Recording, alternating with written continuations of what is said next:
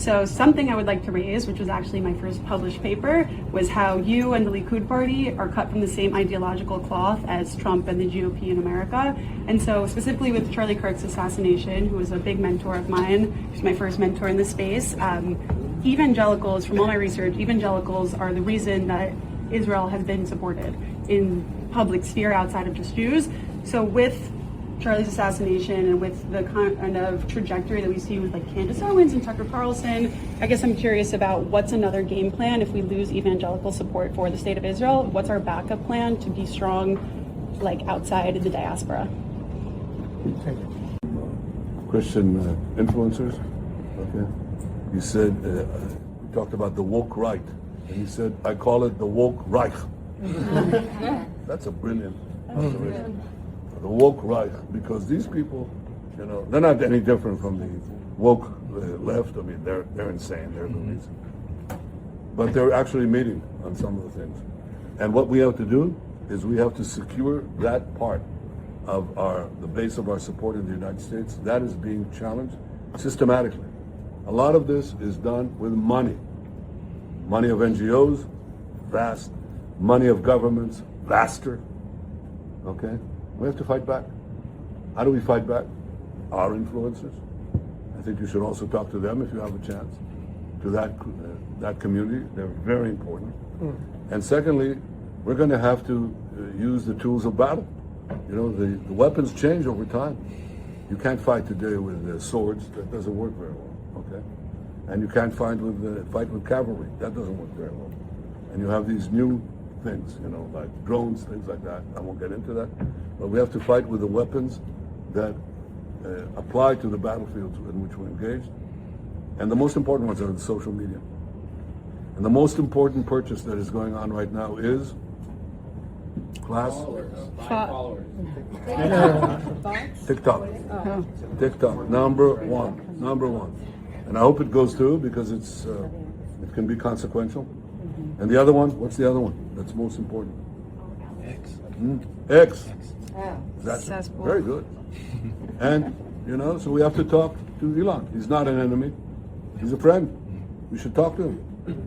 Now, if we can get those two things, we get a lot. And I could go on other things, but that's not the point right now. We have to fight the fight, okay? To give direction to the Jewish people and give direction to our non-Jewish friends or those who could be our Jewish our friends. Are we going to succeed with everyone? No. Will there be a strong counterpoint? Yes. On this last Lord's Day, I referred to Matthew 28, verses 11 through 15, in relation to the message I preached on the death, burial, and resurrection of the Lord Jesus. This passage has been coming to my mind here this week as I've looked into articles and reports on the millions of dollars that Israel is spending for PR work right now. Matthew 28, verse 11 through 15 says, "Now when they were going, behold, some of the watch, the soldiers, came into the city and showed unto the chief priests all the things that were done. And when they were assembled with the elders and had taken counsel, they gave large money unto the soldiers, saying, Say ye, his disciples came by night and stole him away while we slept. And if this come to the governor's ears, we will persuade him and secure you. So they took the money and did as they were taught. And this saying is commonly reported among the Jews until this day." What I see in this passage is that the Jews here are buying an official narrative. They are paying large money, it says, for an official narrative. You notice who's behind this. First of all, in verse 11, the chief priests, and they heard all these things that were done as the soldiers came to report them as far as the resurrection and that the body was missing. Also then in verse 12 it says, when they had taken counsel, notice they gave large money unto the soldiers. Why? Why not just search for the body, as I pointed out on the Lord's Day? Notice the story that they were told, the official narrative that they were told to say ye, his disciples came by night and stole him away while we slept. So they're giving large amounts of money to the soldiers to buy an official narrative. If this come to the governor's ears, we will persuade him, and notice, secure you. So as we think about this, more money to secure the story that they're trying to buy from these soldiers. So they took the money and did as they were taught. Notice this, and this saying is commonly reported among the Jews until this day. This saying is commonly reported. The Jews literally bought an official narrative. So what I see today is that the Jewish leaders are trying to buy an official narrative about October 7, 2 years ago, even yet today. So over the last few weeks, I've been looking at the millions that Israel is spending for PR work. The one question I've had as I've been looking at these articles that I've saved, why are they still spending millions of dollars, millions, to buy an official narrative for October 7, 2 years ago? Why are they spending all this money to buy an official narrative 2 years later? In early October, there were FARA documents. FARA stands for, of course, Foreign Agents Registration Act of 1938. FARA documents have been published that reveal that Israel is spending $4.1 million to bolster support among Christians in the western part of the United States. So Israel contracted with a newly formed San Diego company to do three things in particular. First of all, geofence churches. Catch that. Geofencing churches means that they are tracking Christians at churches to recruit pastors. And number three, to tour an October 7th experience, a virtual reality experience. This is a mobile exhibit that actually is going to churches and Christian colleges. And this is according to jta.org. This new company in San Diego is operated by Chad Snitcher. Snitcher is a prominent Christian conservative activist in California, and he's the founder of Faith and Freedom Coalition in the California chapter. Following is the audio for an official trailer that they are using for this virtual reality experience. I want you to listen carefully because this is PR work. Millions of dollars are being spent on this PR work from an event that took place 2 years ago. And it was a beautiful day. The window was open. I could see the sky. And I'm dancing as I'm walking. There were Arab, Jews, all were party together. And then it all started. Rockets. The music stopped. I don't understand until I heard the shot. Kids running for their life. הם נכנסו לממ"ד, אני ממש זוכר את הקנה של הרובה. Small towns, שדרות, from אלומין to בארי, in קיבוץ ניר עוז. Innocent life are being taken. Where can I go? Where can we hide? You don't have a good option.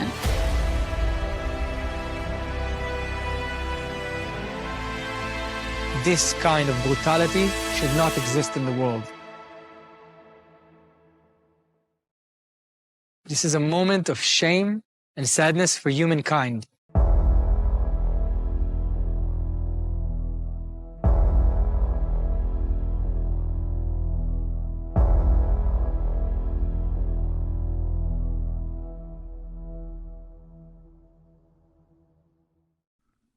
So this 10/7 experience, this October 7 experience, according to Information Liberation, October 4th, they have this custom-built trailer. It was produced by professional Hollywood set designers.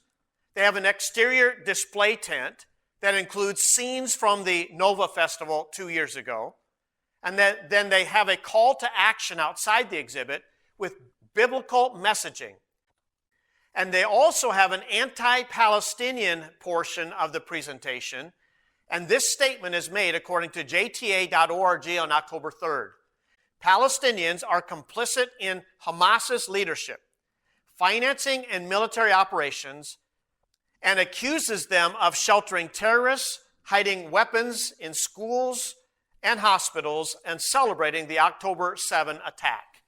That's, again, a statement from jta.org related to this October 7 exhibit that they are now taking to churches and Christian colleges in the western part of the United States. So in relation to these FARA registration documents, Israel is admitting to paying pastors to read an official statement for the Israeli government. Related to this also, as far as the pastors, there's a pastoral resource package that is sent to these pastors. And literally, they are recruiting pastors to write opinion editorials in their local papers.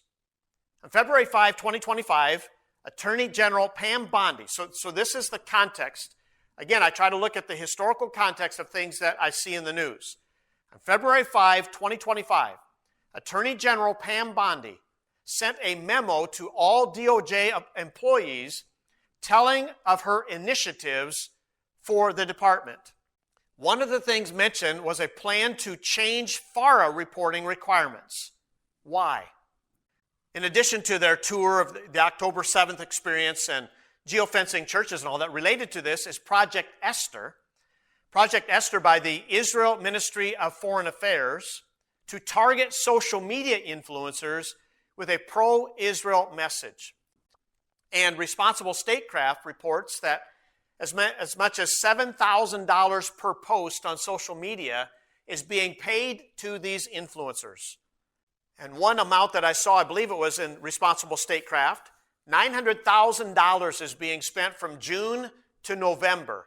14 to 18 influencers are being paid $7,000 per post.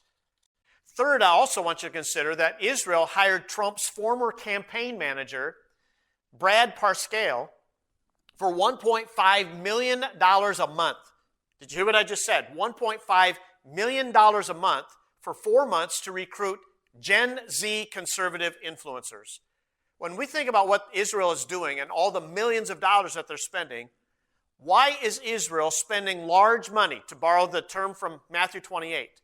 Why is Israel spending large money to buy an official narrative for an event that happened 2 years ago? Why are they doing that? Because I believe they're losing, and I believe we see it happening around the world, they're losing the propaganda, the PR effort as far as their nation is concerned. So in relation to these FARA documents that were filed in relation to this newly formed San Diego company, an initial payment of $326,000 was paid on September 18 through Havas Media. Havas Media is a global ad firm, and Havas Media is an intermediary for Israel's foreign agent activities in the United States. I believe we need to be paying attention to these companies that are representing Israel. Again, the question I have in this study is, why is Israel spending large money, millions of dollars, for an official narrative? Why are they trying to buy this? Now, I hope you catch what is actually happening with this whole operation. Surveillance operations specifically targeting churches. I believe we need to pay attention to that. The Israel Ministry of Foreign Affairs partnered with, or even created themselves, an LLC named Show Faith by Works, LLC.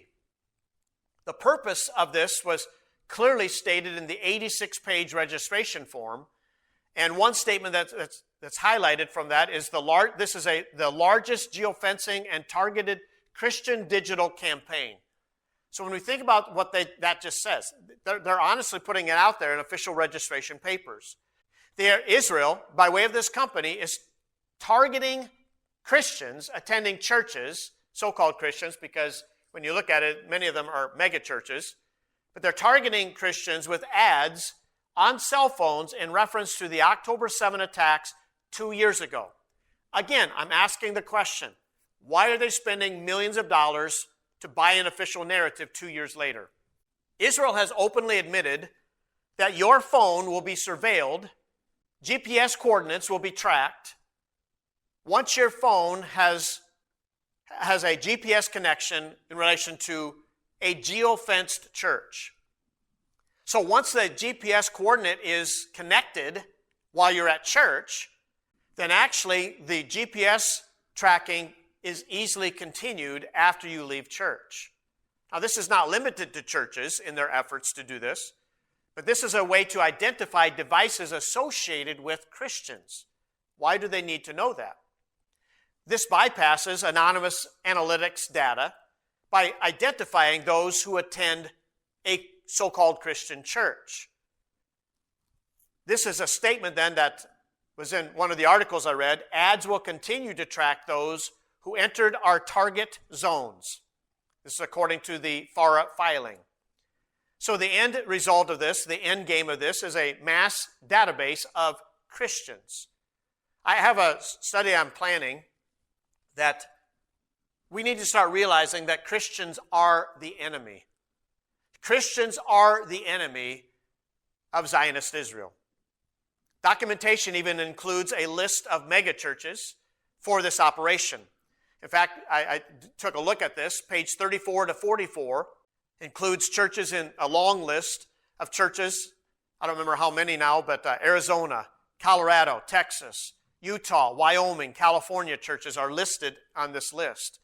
And then from pages 45 to 53, they have a list of denominations that are associated with those churches. So I want you to think about this. This is the same foreign government that exploded devices or pagers, remember, the pagers of their enemies. So what is the connection to Charlie Kirk in relation to this geofencing operation, this tracking operation of Christians? Well, it's very interesting. As I was doing some reading, there's an article that I had saved that the Charlie Kirk Memorial on September 21 was geofenced by Show Faith by Works, the same LLC that I've already mentioned. This company in San Diego, California. So the people that were there were geofenced. 277,000 Americans, they say, were digitally tracked in relation to their attendance or in the general vicinity of the Charlie Kirk Memorial on September 21st. TPUSA created a company, Superfeed Technologies, that actually runs several apps that can track users. What is very interesting is Superfeed Technologies was created as a foreign for-profit company. I want you to understand, and what I've been emphasizing is, we cannot blindly just follow TPUSA. Charlie's church in Arizona, Dream City Church, is apparently part of the pro-Israel messaging that they are pushing for as a part of this operation. So when we think about as far as Charlie Kirk is concerned, news sources close to Charlie claim that he refused a $150 million offer from Israel as he started pushing back from bullying that he received from Jewish donors. JTA.org and other sources, I've seen this, on December 27, 2024, actually reported that Israel's foreign ministry received $150 million in increased funding for public diplomacy, quote unquote. It's just very interesting that Charlie Kirk apparently was offered $150 million to continue promoting Israel's agenda.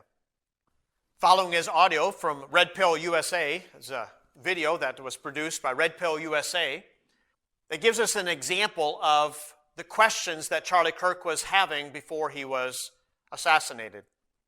Realize that Epstein, with his little friend Ghislaine and Ghislaine's father, Robert Maxwell, who was obviously a spy of the Israeli intelligence agencies, that there was something else going on here. Epstein was not some sort of whiz-kid hedge fund manager. Epstein was playing a part. Epstein was a LARPer. Epstein was cast for a specific role, and he played it really well. The sweatpants and the Harvard jacket, the kind of disheveled hair, looking as if he was so smart and above the clouds that he was doing advanced mathematic equations on the back of napkins. But if you actually go into some of the videos of people that met with Epstein at the time, they said he was awfully unimpressive when it came to finance and markets and economics. And it's nothing new that if you're in the intel agencies, you want to try and get as much blackmail on powerful people as possible. Easy, not hard. And this is no longer just speculation. First of all, the evidence that shows that Epstein was a creation of either Mossad, Israeli intelligence, American intelligence, Saudi intelligence, or maybe he was just a hired gun. Maybe he was just the guy that countries would go to and park a couple $100 million and say, hey, can you get one of the members of the royal family with a 13-year-old so we can get them to do what we want to do? Members of Congress are actively being blackmailed. The Epstein playbook is being used on a daily basis. Jeffrey Epstein was not a financier. He was not a hedge fund manager. Jeffrey Epstein was a key player in a multi-decade blackmail operation against the most powerful people on the planet. I also thought it was interesting, the interview that Charlie had with Ben Shapiro. Ben Shapiro, of course, is a Zionist Jew that very strongly promotes the agenda of Israel. But Charlie raised some questions just one day before his assassination. A claim I receive often, and we're starting our campus tour tomorrow, is that Israel is committing genocide. How do you respond to that, Ben? There's literally no definition of genocide by which Israel is committing a genocide. Typically, a genocide involves the targeted killing of the vast majority of the population, or at least an attempt to do so. There has never been a genocide attempted in world history in which the food that was being shipped in was more than the daily caloric intake of the average American into the areas where you're supposedly attempting to genocide the population. The total population loss in the Gaza Strip thus far has been 3%. During the Holocaust, just to take a reference, it was 50%. During Rwanda, it was significantly higher than 3%. You don't issue leaflet warnings to people. You don't go house to house in a genocide in an attempt to reduce civilian casualties. I understand that people use genocide at this point to just mean thing I don't like. And I get that. I understand. Nobody likes war. Nobody wants war. Certainly not the Israelis who are not at war on October 6th. The fact is that every Israeli family has to send their 18-year-old son or daughter off to the military with the possibility that they're going to get blown up in Gaza. That is not something that any Israeli wants, right, left, or center. The real question is whether the accusations are accurate. They certainly are not, again, by any stretch of the imagination. Ben Shapiro, author of Lions and Scavengers. We're going to get to that in a second. I have one or two other questions on Israel. I think it's very important for our audience to hear this, though, because there is an incessant campaign.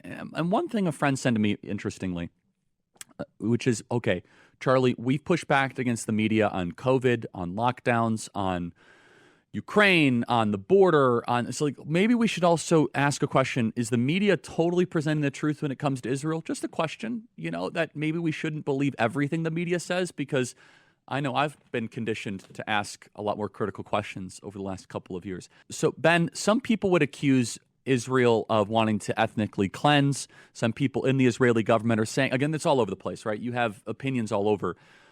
In your opinion, what would a good outcome 5 years from now be, and how does one respond to the claims of ethnic cleansing? So ethnic cleansing, the idea, presumably, that population movement is equivalent to ethnic cleansing. I think ethnic cleansing is a term that's been fairly recently coined to describe population movement during war. And the reality is that's been ongoing for literally all of human history. The idea that Israel is, quote unquote, forcing people out of the Gaza Strip, that is not the stated policy of the Israeli government. The idea is if people want to leave, they can, but they're not being forced to leave.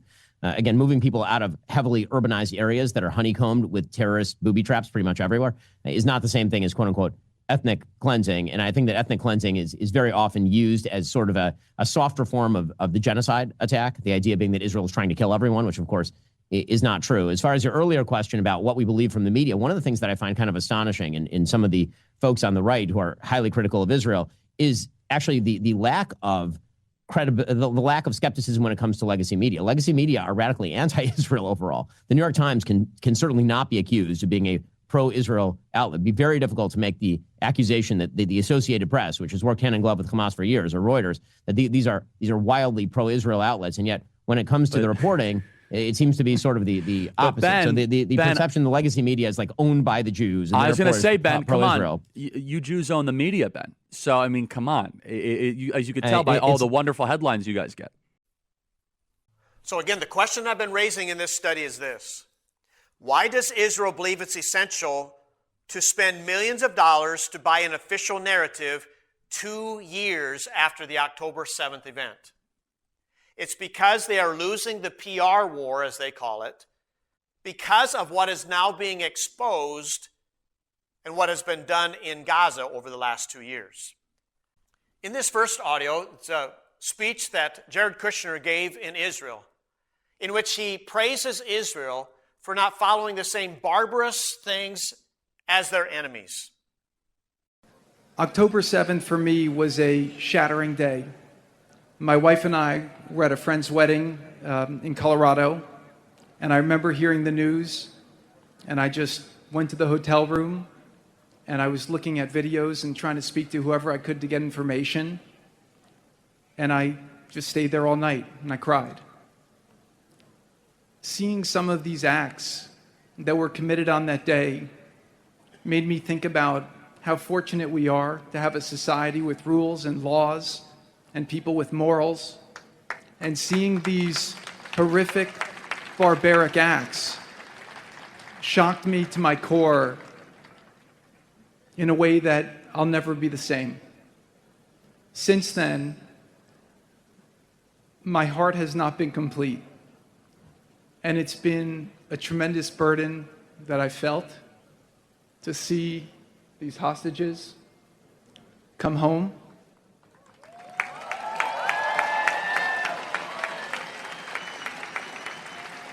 To see their families get the closure they deserve and to end this nightmare.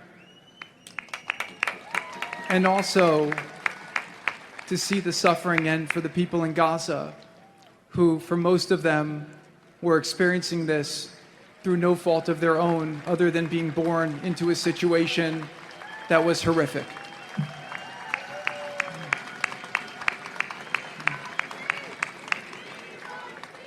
We're not going to celebrate tonight. We're going to celebrate on Monday when the phase 1 gets into conclusion.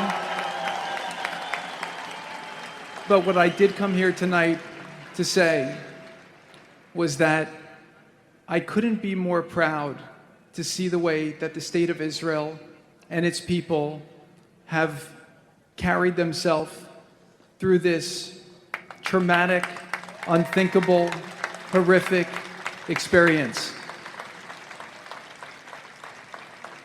Instead of replicating the barbarism of the enemy, you chose to be exceptional. You chose to stand for the values that you stand for. And I couldn't be prouder to be a friend of Israel, somebody who supports Israel, and somebody who fights very strongly to see Israel survive, succeed, and to achieve its fullest potential. So when you think about Jared Kushner, what he just said, the Guardian on October 15, in relation to the exchange that was carried out by the International Committee of the Red Cross as far as bodies being exchanged between Israel and the Palestinians. Palestinian bodies returned by Israel, 90 bodies if I remember correctly, returned to Gaza by Israeli authorities. Palestinian bodies show signs of torture and execution according to doctors. This is a statement that was a subtitle of the Guardian article on October 15. Almost all had been blindfolded and had gunshot wounds between the eyes, says medic at Nasser Hospital in Gaza. So the question I have is, who is telling the truth?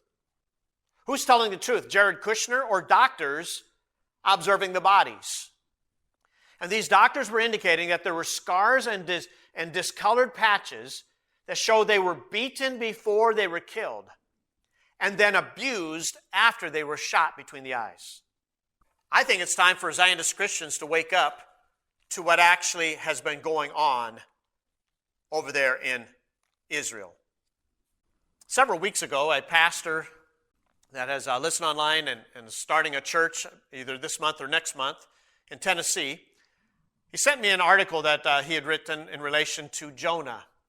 In particular, I thought it was interesting, Jonah chapter 4. And this is a question I also want for Christian Zionists to consider. That American Christians have the same attitude as Jonah, wanting people to die and go to hell. Jonah chapter 4, but it displeased Jonah exceedingly, and he was very angry. This is after the great awakening that took place in Nineveh. Verse 10 of chapter 3 says that God saw their works, that they turned from their evil way. There was repentance. And God repented of the evil, the calamity, the destruction, the judgment upon the city that he had said he would do unto them, and he did it not. But it displeased Jonah exceedingly, and he was very angry. This is the nation, this is the empire, the capital of the empire that would destroy the northern kingdom of Israel, Jonah's nation, someday after this point. He prayed unto the Lord and said, I pray thee, O Lord, Was not this my saying when I was yet in my country? Therefore I fled before unto Tarshish. For I knew that thou art a gracious God, and merciful, slow to anger, and of great kindness, and repentest thee of the evil. Therefore now, O Lord, take, I beseech thee, my life from me, for it is better for me to die than to live. He literally became angry because God spared the city when Jonah proclaimed the message from the Lord. So as the Lord begins to deal with him, after, of course, the gourd and all those things, there's a question that Jonah ends. And this is a question that I have for Christian Zionists today. Should not God, here's the Lord speaking to you, should not I spare Nineveh, that great city, wherein are more than 120,000 persons that cannot discern between their right hand and their left hand, and also much cattle? How many even Baptist preachers I have heard rejoicing over Israel's domination and destruction of Gaza, all in the name of supposedly going after Hamas. I believe the ones who need to be repenting today are Christian Zionists who have been thankful for thousands of people losing their lives. 120,000 children in Jonah's case. How many women and children have been slaughtered, bombed in Gaza? The United Nations has reported that 83% of structures in Gaza have been destroyed. So I want you to listen to Zionist Jared Kushner admitting on Zionist-owned CBS in an interview with Leslie Stahl that included Steve Witkoff. He admitted that Gaza looks like a nuclear bomb had been set off. There's going to be 3 audio clips that I took from Information Liberation on October 19. So you have both done a lot of business with the Gulf states, billions and billions of dollars worth of business. And you've done some of the business while this negotiation has gone on. And that has raised some issues of conflict. I mean, some blurring of a line between, what you're doing in terms of foreign policy and benefiting financially from what's going on. So first of all, Leslie, nobody's pointed out any instances where Steve or I have pursued any policies or done anything that have not been in the interests of America. Number but the 2 perception? But Leslie, we can't spend our time focused on perception as much as we have to focus on the facts. We're here to do good. These are impossible tasks.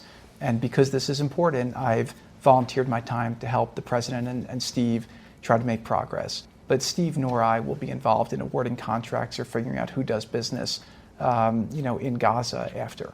Well, from my standpoint, Leslie, I'm not in business anymore. But your family is. But I've divested. Like Jared, I receive no salary, and I pay all my own expenses. This has become an issue. What people call conflicts of interest, Steve and I call experience and trusted relationships that we have throughout the world. If Steve and I didn't have these deep relationships, the deal that we were able to help get done that freed these hostages would not have occurred. We have trusted relationships in the Arab world and even in Israel, where we've both done business in the past, but that means they trust us, we understand their cultures, we understand how they work, and we're able to use those that knowledge and skill set to try to do things that advance the world. I would agree exactly with what Jared said, and I like his statement that conflict of interest is a terminology used by some, and we call it experience. We really do.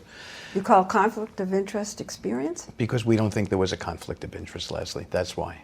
Israel has become increasingly isolated because of this war, because of the pounding in Gaza. What do they need to do? What should they do to reestablish the good reputation they had? Just be exceptional. I think if they don't have to explain themselves to the world, I think this war has taken a big toll. Yeah. But if Israel focuses on the things that make them incredible, which is their ingenuity, their innovation, their compassion, they focus on creating and just being exceptional, I think that in a couple of years from now, you'll see Israel going from controversial to very, very popular again on the world stage. What about the anti-Semitism? It seems that this war has created a rash of anti-Semitism everywhere. Well, that's unacceptable. And it's even going on in the United States of America. Well, that's my point. That's unacceptable. And that's the president's position. But you know, when you see the destruction that you went and saw in person, you see what's going on television screens, people see it with their eyes. Mm-hmm. It makes a big emotional impact when it comes in that way. I think what Israel should just do is focus on showing people that if you're partners with Israel, you can benefit. And if you are against Israel, they're a tough opponent. You look at after October 7th, Hezbollah now is mostly destroyed. Iran is weaker than they've ever been. Yeah. And Gaza is mostly destroyed. And it's not just the buildings. You have all the terror infrastructure. Underneath Gaza, I mean, you had tens of billions of dollars of aid that went into Gaza, and their democratically elected government, Hamas, used that to build over 450 miles of terror tunnels. And so there's been a lot of misappropriation of things. And so from Israel's perspective, these people went after them, but they showed their strength and they crushed their threats. And that's what they'll do because their survival is existential to them. Before the hostages actually come out, you decide to go to Gaza. Mm-hmm. And what did you see? It looked almost like a nuclear bomb had been set off in that area. And then you see these people moving back. And I asked the IDF, where are they going? Like, I'm looking around, these are all ruins. And they said, well, they're going back to the areas where their destroyed home was, onto their plot, and they're going to pitch a tent. And it's very sad because you think to yourself, they really have nowhere else to go. Would you say now, having been there, that it was genocide? No. Absolutely not. No. Even Jared Kushner is admitting it looks like a nuclear bomb hit the place. But they cannot admit that genocide was the plan. So instead, what happens is Israel is presented as the greatest victim of the last 2 years, even after it looked like they nuked a small strip of land. God help us to wake up. God help us. Because I believe dispensational Zionism is a part of the PR work for support of national apostate Israel. And I truly believe that God is going to judge dispensational Zionists for what they praised and were thankful for in the destruction of lives and sending people into eternity. And then we now declare peace over the blood-soaked rubble. God help us. How many American Christians have had the attitude of Jonah? Oh yeah, we love preaching about the story of Jonah, but we don't see any application for our lives today. Romans 11:28 says, as concerning the gospel, they are enemies for your sake. But as touching the election, they are beloved for the Father's sake. Have we forgotten in the context as we preach against replacement theology in Romans chapter 11 that Paul very clearly said, this is the Apostle Paul saying this. This is not a preacher in the 21st century saying this, being accused of anti-Semitism. This is the Apostle Paul, a man saved out of the Jews' religion. As concerning the gospel, they are enemies for your sake. But as touching the election, they are beloved for the Father's sake. I believe we need to look at the context to understand what he's talking about as far as election. I believe we blindly have believed the lie that the election relates to national Israel. That is the old covenant. The new covenant relates to spiritual believing Israel. Because again, it says in the context, Romans 11 verses 1 through 5. I say then, hath God cast away his people? God forbid. For I also am an Israelite of the seed of Abraham, of the tribe of Benjamin. God hath not cast away his people, whom he foreknew. Wot ye not what the Scripture saith of Elias? How he maketh intercession to God against Israel, saying, Lord, they have killed thy prophets, and digged down thine altars, and I am left alone, and they seek my life. But what saith the answer of God unto him? I have reserved to myself 7,000 men who have not bowed the knee to the image of Baal. Even so then, at this present time also there is a remnant according to the election of grace. Let me ask you, back in the day of Elijah, that Paul refers to here in verses 2 and 3. So there were 7,000 that did not bow the knee So does that mean that all Israel was saved? Or the 7,000 that had not bowed the knee to Baal? The application is verse 5. Even so then, at this present time, also there is a remnant according to the election of grace. This is a passage I keep going to.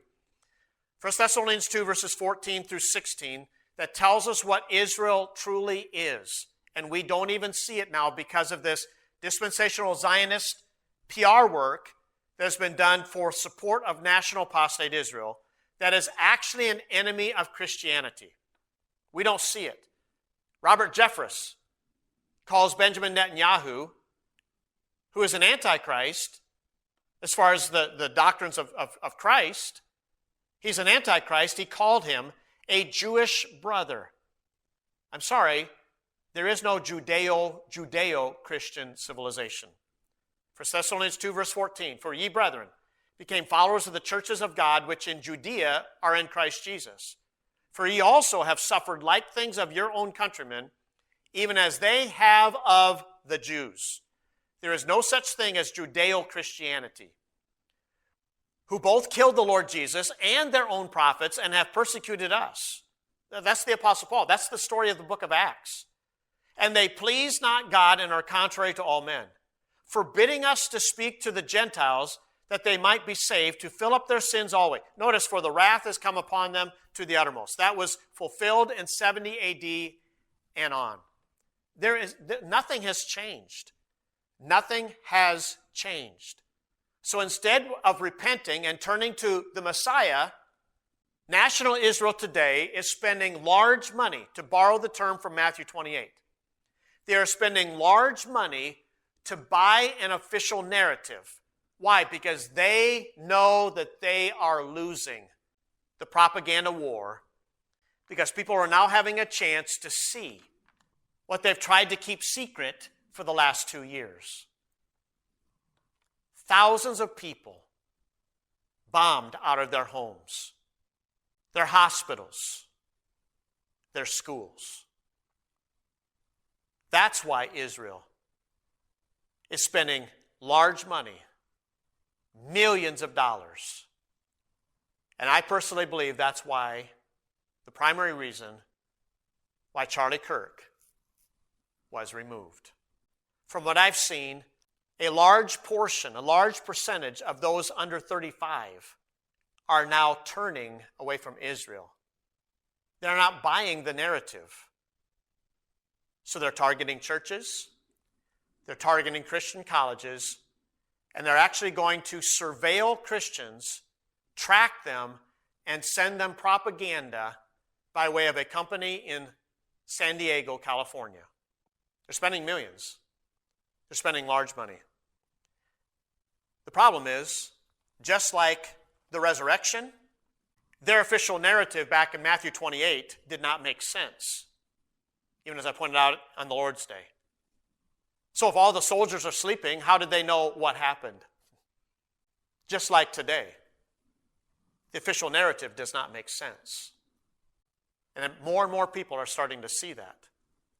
That's why they are nervously buying up and spending millions of dollars here in the United States. By the way, money that we sent to them of our tax dollars. They're trying to buy an official narrative. Is it going to make a difference? Or Christian Zionists are going to start to see that Christians are actually the enemy that they're going to be coming after. May we have discernment in these last days.